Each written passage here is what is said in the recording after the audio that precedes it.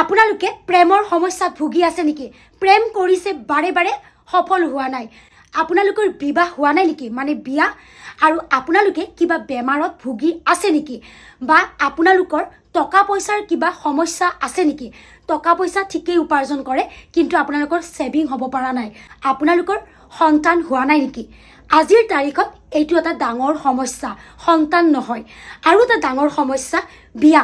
যিসকলৰ বাৰু প্ৰেমিক প্ৰেমিকা আছে কথা নাই, কিন্তু প্ৰেমিক প্ৰেমিকাসকলৰো এটা ডাঙৰ সমস্যা। এই বোলে 10 বছৰ ভাল পাইছে, এই বোলে 15 বছৰ ভাল পাইছে, কিন্তু বিয়া হ'ব নোৱাৰে। কিয়? নিশ্চয় আপোনাৰ কপালৰ লিখত হয়নে? গতিকে তেনেকুৱা সমস্যাৰ সমাধান লৈ আজি মই আহিছোঁ চানমাৰী অনুৰাধাৰ এক্সেছ বাৰ স্বপ্নম, যাৰ নামেই পৰিছে অতি চিনাকি মুখ।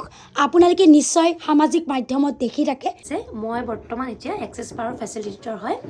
মই এক্সেছ বাৰ ৰানো কৰোঁ, তাৰ লগতে ক্লাছো দিওঁ। এক্সেছৰ বিষয়ে বহু লোকে ইতিমধ্যে গম পাইছে। মোৰ দৈনন্দিন জীৱনত মানে হৈ থাকে, কিন্তু কিছুমানে কি হয় খোলাকৈ ক'ব নোৱাৰে।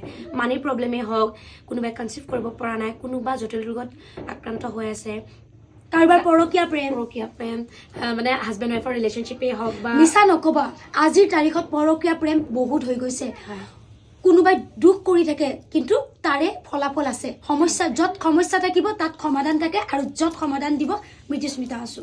হয়, তাৰপিছত এতিয়া কথাটো হ'ল কি যে এক্সেছ বাৰ আমি ৰান কৰি এই ব্লকেজখিনি খুলি দিওঁ। মানুহৰ জীৱনত হৈ থকা যিখিনি দৈনন্দিন সমস্যা, সেই সমস্যাখিনি আমি ব্ৰেইনত স্পৰ্শ কৰি আমি বাৰ ৰান কৰি আমি প্ৰব্লেমখিনি ছল্ভ কৰি দিওঁ।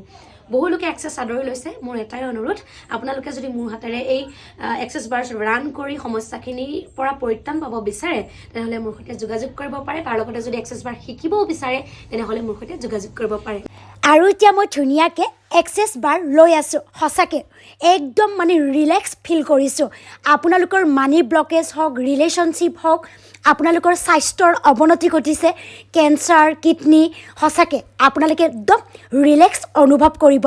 জল্দি যোগাযোগ কৰিব দেই।